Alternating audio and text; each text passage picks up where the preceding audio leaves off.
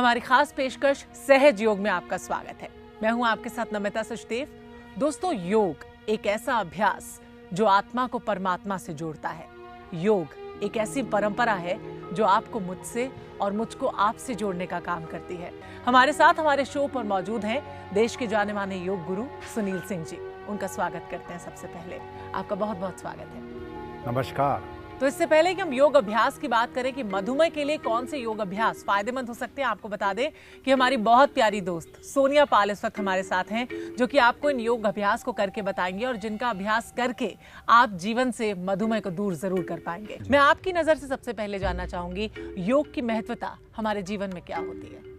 जैसे नमिता जी आपने बोला कि योग एक ऐसी परंपरा है जो हमें जीवन के जीने की पद्धति सिखाती है। हमें किस प्रकार से अपने जीवन को जीना है योग के माध्यम से। मैं जानना चाहूंगी मधुमेह है क्या और इसके कारण क्या होते हैं, क्यों हो जाता है मधुमेह? मधुमेह में क्या होता है कि हमारे शरीर में जो एक पैनक्रियास ग्लैंड होता है वो इंसुलिन का सिक्रेशन करता है, जो हमारे बॉडी में ग्लूकोज को बैलेंस करता है। कई बार क्या होता है कि हमारी सेडेंटरी लाइफस्टाइल, हमारा खान पान, शारीरिक रूप से हम बहुत श्रम नहीं करते हैं, गरिष्ठ और तेलीय पदार्थ खाते हैं, परिणाम स्वरूप हमें क्या होता है कि मधुमेह हो जाता है। कई बार जेनेटिक भी है, अगर माता पिता को मधुमेह है तो आप देखेंगे बच्चों को भी हो जाता है। जी। कहीं ना कहीं अगर व्यायाम की बात की जाए तो व्यायाम की कमी भी इसका कारण हो सकती है। बिल्कुल, बहुत बड़ा कारण है व्यायाम की कमी।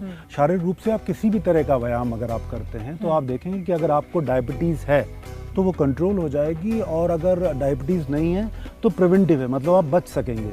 तो व्यायाम तो आपको करना ही है। और योग देखिए, योग हमारे लिए हमारी परंपरा का व्यायाम है जी। हमारे जीवन है मतलब। और इसके लिए आपको बाहरी गैजेट्स नहीं चाहिए, आप चाहें तो घर पे बैठ के कर सकती हैं जी।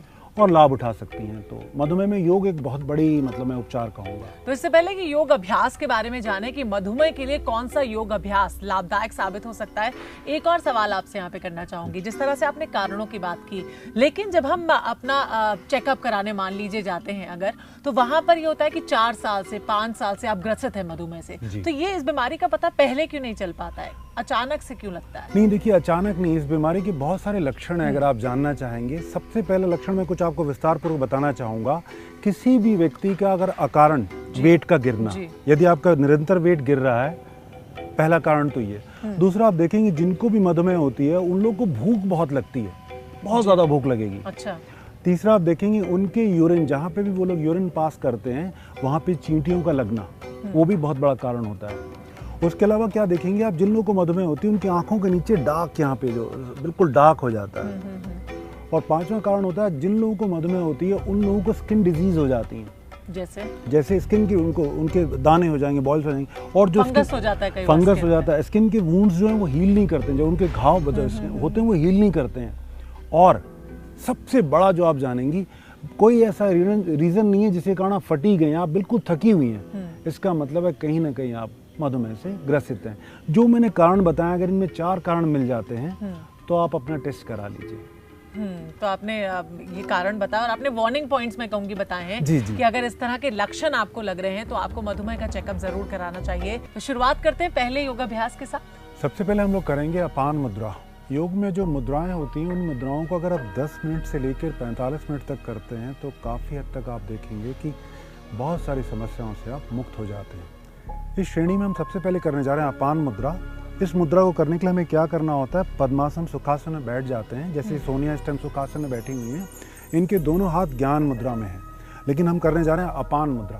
अपान मुद्रा किस प्रकार से की जाती है, अपने दोनों, सबसे पहले आपकी मध्य की उंगली, दोनों हाथों की मध्य की उंगली और उसकी बगल की उंगली, इन फिंगर्स के पोरों को अंगूठे के पोरों से मिलाते हैं। धीरे धीरे मिलाएंगे, आप भी कर लीजिए, बहुत अच्छी बात है जी। और जो बाकी उंगलियां होंगी बिल्कुल सीधी होंगी, कमर गर्दन बिल्कुल सीधी, आंखें बंद, चेहरा तनाव रहित, और दोनों हाथ हमारे घुटने पर होंगे।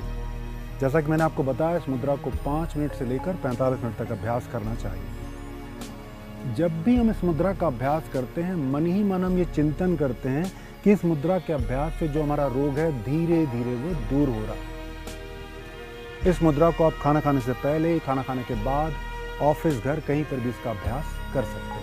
इस मुद्रा में मधुमेह के अलावा जिन लोगों को हाई ब्लड प्रेशर रहता है उनके लिए रामबाण का उपचार करती है। हृदय रोगियों के लिए बहुत अच्छी होती है।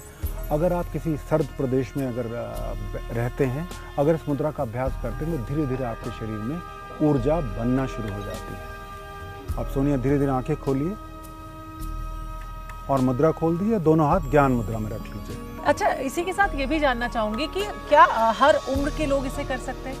बहुत अच्छा प्रश्न आपने पूछा। मुद्राओं के लिए क्या होता है कि जैसे मैंने आपको बताया, ये हाथ की जो भी मुद्राएं होती हैं, इनको कोई भी व्यक्ति 8 साल से लेकर 80 साल का व्यक्ति कोई भी कर सकता है। अगर आप बेड रिडन हैं, अगर बेड पे लेटे हुए हैं, तो भी आप चाहें तो इस मुद्रा का अभ्यास कर सकते हैं।